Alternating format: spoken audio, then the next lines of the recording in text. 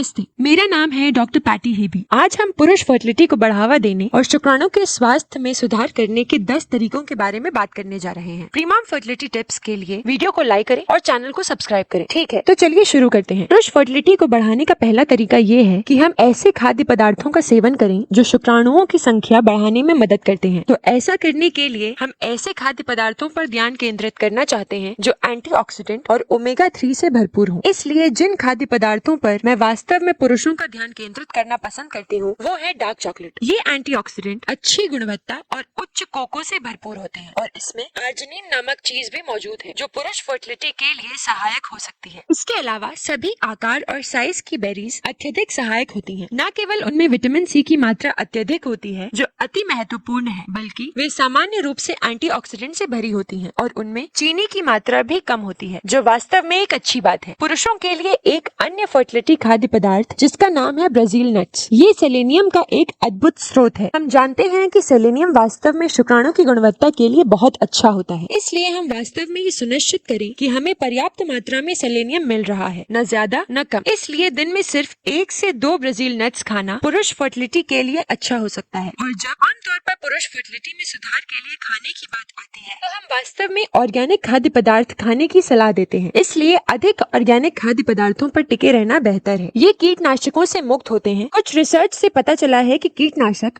शुक्राणु की गुणवत्ता को प्रभावित कर रहा है, इसलिए हम बस वो सब कुछ करें जो हम वास्तव में शुक्राणु की फर्टिलिटी को बेहतर बनाने के लिए कर सकते हैं। पुरुष फर्टिलिटी में सुधार के लिए नंबर 2 पर पूरक यानी सप्लीमेंट है। हम बहुत स्वस्थ आहार के अलावा अच्छे पोषक तत्वों की पूर्ति भी करें। जहाँ तक सप्लीमेंटेशन की बात है, पुरुष वास्तव में एक मल्टीविटामिन लेना शुरू करें जिसमें सेलेनियम और जिंक दोनों हो। आपको याद है हमने कुछ मिनट पहले उन ब्राजील नट्स के बारे में बात की थी। हम ये देखें कि सेलेनियम और जिंक पुरुषों के मल्टीविटामिन में पर्याप्त मात्रा में हो। इसके अलावा CoQ10 और कार्निटीन, एसिटाइल एल कार्निटीन गतिशीलता में सुधार करने में मदद करते हुए देखा गया है और ये सामान्य रूप से शुक्राणु की पूरी गुणवत्ता में सुधार कर सकते हैं। तो ये सचमुच उपयोगी सप्लीमेंट। इसके अलावा मुझे अपने पुरुष मरीजों को वास्तव में अच्छी गुणवत्ता वाले ओमेगा 3 से भरपूर मछली के तेल का सेवन करते देखने में खुशी होगी। प्रतिदिन 1 से 2 ग्राम मछली के तेल का सेवन करें ताकि ये सुनिश्चित हो सके कि हम उन शुक्राणुओं की मेम्ब्रेन सिंथेसिस का समर्थन करते हुए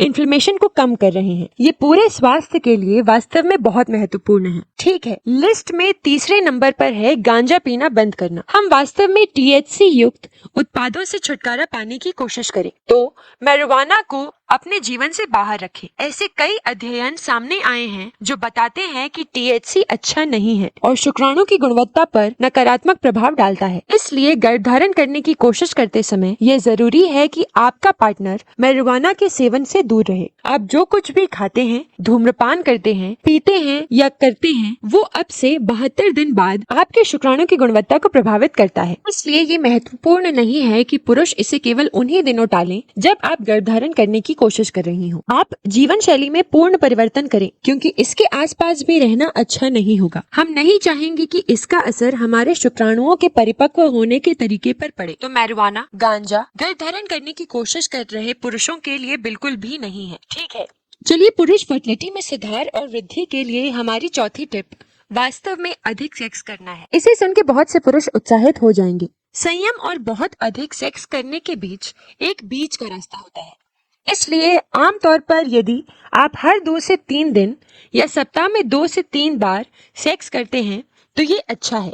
ये सुनिश्चित करने के बीच कि आपके शुक्राणुओं की संख्या बढ़ रही है लेकिन इसकी गुणवत्ता कम नहीं हो रही है। तो हर 2 से 3 दिन में सेक्स लगभग 2 से 3 बार अच्छा रहेगा क्योंकि फर्टाइल विंडो में सेक्स करना सबसे अच्छा होता है। सेक्स करते रहें, न केवल अपनी फर्टाइल विंडो में सेक्स करें बल्कि पूरे महीने केवल ये सुनिश्चित करने के लिए सेक्स करें कि पूरी प्रक्रिया के दौरान शुक्राणुओं की संख्या और शुक्राणु की गुणवत्ता बनी रहे। ठीक है, पुरुष के शुक्राणु की गुणवत्ता और फर्टिलिटी में सुधार के लिए मेरी 5वीं टिप है पर्यावरण में विषाक्त पदार्थों के संपर्क को कम करना।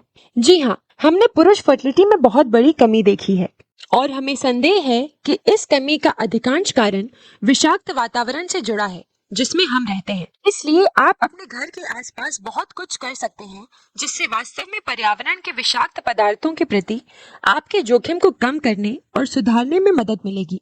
तो शुरुआत करने वालों के लिए एक बहुत ही आसान बदलाव उन डिस्पोजेबल प्लास्टिक पानी की बोतलों का उपयोग बंद करना है जिनमें BPA होता है। ये बोतलें बहुत चिरमराती हैं, हम उनका उपयोग ना करें।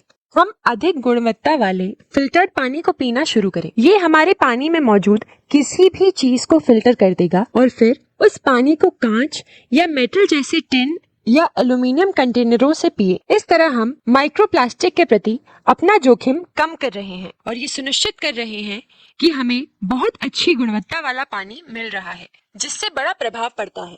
आपके जोखिम को कम करने के लिए कुछ अन्य विचार ये हैं कि लोशन, बॉडी वॉश या शैम्पू को धीरे धीरे बंद कर दें और सुनिश्चित करें कि वो अंतःस्रावी विघटनकारी केमिकल से मुक्त हों। इसलिए फैलेट्स और पैराबेन्स जैसे चीजों से दूर रहें। वे इम्यून सिस्टम को बाधित कर सकते हैं और फिर पुरुष फर्टिलिटी को प्रभावित कर सकते हैं। अंत में हम साफ सफाई के कुछ सामान भी बंद करना चाहते हैं। हमारे सफाई उत्पादों में बहुत सारी अजीब चीजें हैं जो हमारे हार्मोन के साथ खिलवाड़ कर सकती हैं। इसलिए बहुत ही सरल और प्राकृतिक चीजें इस्तेमाल करना सबसे अच्छा है। यहाँ तक कि केवल सिरका के साथ शुद्ध पानी और 1 या 2 बूंद आवश्यक तेलों का उपयोग करना भी अच्छा है। वास्तव में ये चीजों को अन्य सफाई प्रोडक्ट की तरह ही साफ करता है और हमें वे सभी प्रकार के नकारात्मक दुष्प्रभाव नहीं मिलते जो उन सफाई उत्पादों में मौजूद कुछ कठोर केमिकल के साथ आ सकते हैं। तो ये आपके लिए धीरे धीरे लेकिन निश्चित रूप से पुरुष फर्टिलिटी का समर्थन करने के लिए अपने वातावरण को साफ करने का एक आसान तरीका है। पुरुष फर्टिलिटी को बढ़ाने के लिए छठी टिप है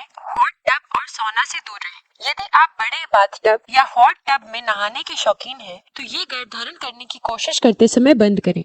शुक्राणु तापमान के प्रति बहुत सेंसिटिव होते हैं। यही कारण है कि अंडकोश शरीर के बाहर लटकते हैं, क्योंकि वे शुक्राणु को आपके शरीर के आंतरिक तापमान से भी अधिक ठंडा रखने में मदद करते हैं। इसलिए जब आप लगातार सौना या हॉट टब में रहते हैं तो इससे अंडकोश का तापमान बढ़ जाता है और ये शुक्राणुओं की संख्या और गुणवत्ता पर नकारात्मक प्रभाव डाल सकता है। इसलिए जब भी संभव हो उसे गर्मी के बड़े स्रोतों से दूर रखें।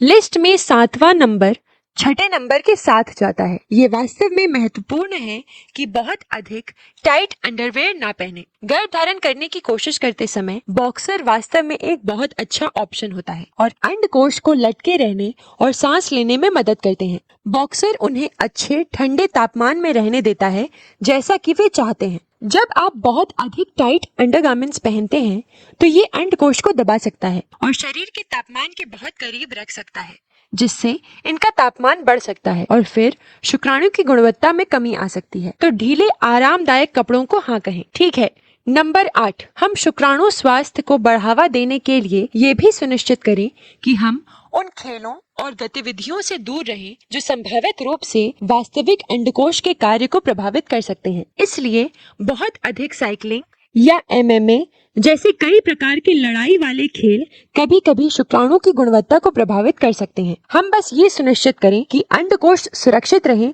और अच्छे स्वस्थ शुक्राणु के विकास का समर्थन करने के लिए हर संभव प्रयास करते रहें। नवी टिप है हेवी वेट लिफ्टिंग। आप कार्डियो से दूर रहें और टेस्टोस्टेरोन को बूस्ट करने के लिए हेवी वेट लिफ्टिंग करें। तो इसका मतलब है स्क्वाट्स करें, बेंच प्रेस करें, डेडलिफ्ट करें, वो एक्सरसाइज करें जिसमें कई मसल एक साथ इस्तेमाल होती हैं। ये आपके टेस्टोस्टेरोन लेवल्स को बढ़ा सकते हैं और फर्टिलिटी में सुधार कर सकते हैं। कार्डियो जरूरी है लेकिन उसको कम ही रखें, ज्यादा न करें। आखिरी वाला वास्तव में बहुत महत्वपूर्ण है। पुरुष फर्टिलिटी को बढ़ाने और बनाए रखने के लिए आप वास्तव में स्वस्थ वजन बनाए रखें। उच्च BMI का संबंध कम शुक्राणु गुणवत्ता से होता है, इसलिए 20 से 25 के बीच BMI होना वास्तव में गर्भधारण के लिए सबसे अच्छा है और हम वास्तव में आपके BMI को इस सीमा के भीतर लाने का प्रयास करें। पुरुष फर्टिलिटी को बढ़ावा देने और आपके शुक्राणु के स्वास्थ्य को बेहतर बनाने में मदद करने के ये आपके 10 तरीके अब आपके पास हैं। बदलाव रातों रात नहीं होता। सुधार करने के लिए लिस्ट से कुछ चीजें चुनें और धीरे धीरे उन्हें एक एक करके और चीजें जोड़ने का प्रयास करें। आपके पास कोई कमेंट या प्रश्न है